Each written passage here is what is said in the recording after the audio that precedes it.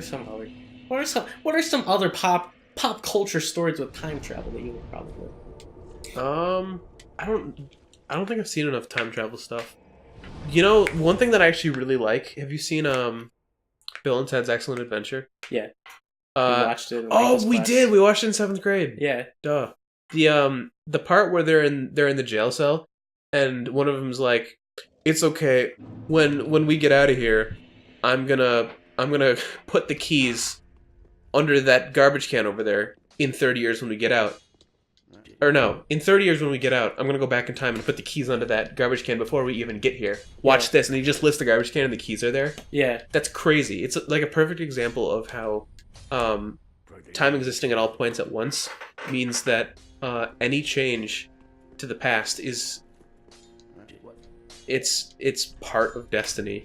So just saying something is enough to prove that it is going to happen, I guess. Yeah. I don't know how to explain that, but I thought that was really cool. You see that? You see that post? I forgot where I saw it, but it was like people always talk about like time travel movies where you have to be really careful because any little thing you can do can affect the present dramatically. Right, but the butterfly effect. Yeah, but nobody ever worries about doing something small that's going to affect the future dramatically in the present. That is weird, isn't it? It might be like, you could argue that people are just selfishly wanting to protect their time and disregarding other people's time. Yeah, they're only watching after their boats, dude. Mm-hmm. That's weird. Like, is it really your responsibility if, like, trampling a flower sends the world into, like, a World War III, or is it everybody else's responsibility for letting World War III happen? Because that was, like, the whole plot of whatever book that came from. Or it wasn't World War III, but it was something bad. Yeah. Oh, another thing that is like I think is interesting about the way that I put time travel is that because you can go back in time, you can go to a different boat, and when the boat that you travel to crosses the certain point on the river where you go back in time, where you went back in time, the you that is originally from the boat that you traveled to could still go back to a different one, but it could happen differently. So you have this whole gradient of you repeatedly going to different previous boats, but in a different way with different objectives. It's like super interesting. Yeah, and then eventually, like it could end with a boat where the you that goes back just decides to not go back at all, like you get prevented somehow or something like that. So then you just get like this big chunk of boats that is like completely separate from the rest of them because they don't interact with the other chunks where you go back, you know. So it's like if that's the way it works, our time alternate universes boats, they don't interact at all because we don't know how to travel in time. But if we did know how to travel in time, then there would be groups. There would be groups of those boats together that acted like a multiverse, and those multiverse wouldn't be able to interact with each other and would therefore be bigger boats on a bigger river. Right. Time travel is such like a... You can go down the rabbit hole with it so much. It's so interesting. Yeah. I hate these guys. So I'm just... And then stuff like Dragon Ball Xenoverse introduces the idea of people who regulate time travel. Like the villains of the game accomplish their goals by like jumping through time and breaking stuff. Yeah. So you have to play as the Time Patrol, who goes... Time Patrol, that sounds like an awesome band. It actually does sound like an 80s band, doesn't it? But they jump around and undo all the changes. Yeah. Oh, did we read The Sound of Thunder in 7th grade? Or was that a different... That's familiar. What is that? I think it's the Ray Bradbury story. Where maybe? There's this system that people put in place because they invented time travel, and they know that the butterfly effect is like really dramatic. Oh, maybe that's what the story I was thinking about. So what the business model is, they use time travel for clients that want to hunt dinosaurs, Right, that's the story that I was thinking of, where they step on a flower, I think. or something like that. Or was it step? Yeah. Oh, it's So stepping on they- a butterfly. That's what it was. I think it was a bug of some kind. But Yeah, but no, that was the story I was talking about. yeah, so they find dinosaurs that are gonna die naturally without interfering, and then they have like magnetic walkways so that you don't affect anything at all. Oh, Right, that way you don't leave any footprints of any Yeah. sort behind. and then you hunt the dinosaur, and it still appears like they die naturally for all intents and purposes. Which is weird because, like, wouldn't something as small as people in the future of that past studying the wounds differently, couldn't that influence their thinking in a minor way that influences the course of, like, archaeology or something? What do you mean? Like, so obviously, if you were hunting the dinosaur, it would have a wound, right? So people might be. There was, I think the example they gave is that they were like this T-Rex that we're hunting is gonna fall into a tar pit. Right. So we'll kill it and then put the body in the tar pit, and it'll be exactly the same as it was. But couldn't they still, like, once it was eventually dug up, wouldn't it eventually be discovered that it had damage to the body that would likely have been done by a human? Well, that depends on if they damage the bones. Oh, you're right. I'm stupid. Because I flesh forgot how doesn't, fossils work. yeah, flesh doesn't fossilize. I mean, it fossilizes under rare circumstances. Okay, that makes sense. Or what if, like, If you damage the bones, it would be, I think, I don't know, like it might be hard to determine what caused like a fracture because it might just be like rocks. yeah, that's true. Or what if, like, what if by traveling back to the past you introduce foreign. Like, what if you introduce bacteria from the future into the past? Surely that has to affect something.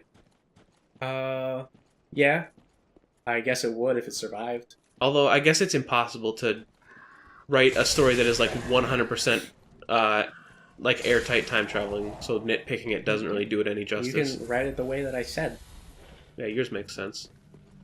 I feel like you need to like give like a visual indicator of all of that though to make it more clear. Yeah. Can you do it in editing? No, because then I have to decipher it. I understand just because I understand it now and am losing understanding Dude, by the second. I doesn't mean I'll understand it later. provided a visual. Boats on a river, and then like specific physical locations on the river is certain points on the timeline. So like at 1 foot on the river, maybe we start recording, and then at 2 feet down the river, we stop recording. Mm-hmm.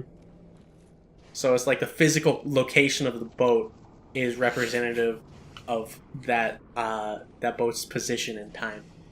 I mean, it makes sense, but I'm not gonna understand this like All tomorrow. right, fine. Just throw up a picture of a boat. Boat. I hope there's a boat from the Cars universe. Why is this not working? Where's the dog? Dog. Yeah, if I think it's kind of really inconsistent, but if an enemy is aggroed on you, sometimes it won't let you light a bonfire. Oh. But you want to go towards the Deacons or the Abyss Watchers first? The Deacons. You know, we've been talking about time travel for like 40 straight minutes. 40 straight minutes. We're How long have we been recording for? 50. Oh shoot. We Okay. literally just talked about time travel the entire time. We've been recording for like almost an hour. Yeah. Maybe we should cut it off soon. Yeah. Let's make it to the Cathedral of the Deep and then we'll end it. Okay. It's funny that all this started because I was talking about time travel in Kingdom Hearts. Yeah. Considering that we're gonna play the first one, which doesn't even talk about time travel. The first one doesn't. The second one, the third one, the fourth one, the fifth one. He's ranked like really easy on the boss difficulty list, Mm-hmm. but like I have a hard time with him sometimes because I just get random RNGs sometimes where I get a spell that I can't dodge, so then I just get on. Yeah. Because it's really easy to avoid his spells, but sometimes they hit you and they pack a wall up. Mm-hmm. I think this is the thing where a bunch of them spawn in, right?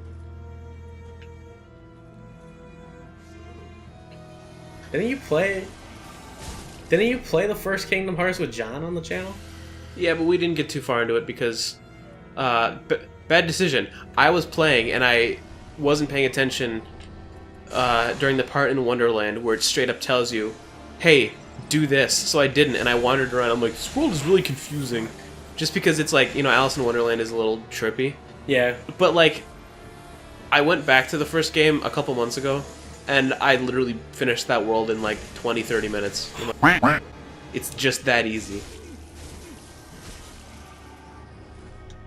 That's how Mafia works. So I kind of ruined it by being stupid. So now John permanently has like an idea that the first game isn't that good. Yeah. Which, like, I could talk about how the combat hasn't aged well, but that's... He was more so talking about the structure of Wonderland. It was actually just me being dumb, though. But whatever. I don't know how to ask this. Stop. Stop. I'm joking. I'm joking. You know that meme? I do not. Crap.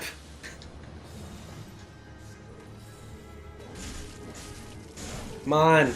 Come on. Yes. Oh, Get him. I dunked on him. You got him. Air of fire destroyed. Oh. Bonfire is lit. Yeah. I feel like such, like, someone from 2018 calling something lit. Do people do that to this day? A lot of people at college used it to mean that people were smoking. Well, yeah, that makes sense, though. I've heard them describe when there's drug involvement that a certain place is loud. Mm-hmm. Oh, I haven't heard that. That's the new vernacular. I don't know if it's new actually, but it's the vernacular that I've been hearing. Mm-hmm. I feel like calling something good, like, lit, is just like how people called good things bad in the 80s. I think it's just another one of those that we're just gonna forget about in 20 years and be like, yeah, that was dumb. You forget about everything in 20 years. That's true. You know what? Nobody's gonna remember this conversation about time travel in 20 years. That's true. Unless I write a best-selling book. Not gonna happen. Do it. I kind of want to write a book.